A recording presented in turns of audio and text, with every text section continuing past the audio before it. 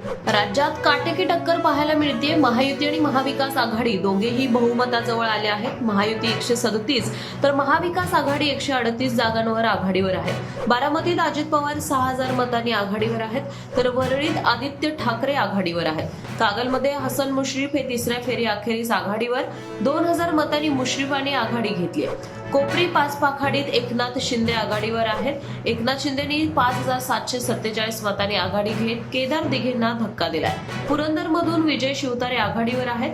कसब्यात रवींद्र धंगेकर पिछाडीवर आहेत। मावळात सुनील शेळकेंनी 14000 मतांनी आघाडी घेतली आहे। माहीममध्ये ठाकरे गटाचे महेश सावंत आघाडीवर आहेत, तर अमित ठाकरे दुसऱ्या तर सरवणकर तिसऱ्या नंबरवर आहेत। पलूस कडेगावमध्ये विश्वजित कदम पिछाडीवर।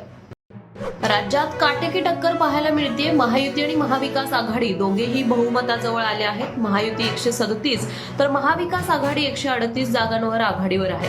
बारामतीत अजित पवार 6000 मतांनी आघाडीवर आहेत, तर वरळीत आदित्य ठाकरे आघाडीवर आहेत। कागलमध्ये हसन मुश्रीफ हे तिसऱ्या फेरी अखेरीस आघाडीवर 2000 मतांनी मुश्रीफांनी आघाडी घेतली आहे। कोपरी पाच पाखाडीत एकनाथ शिंदे आघाडीवर आहेत। एकनाथ शिंदेनी 5747 मतांनी आघाडी घेत केदार दिघेंना धक्का दिलाय।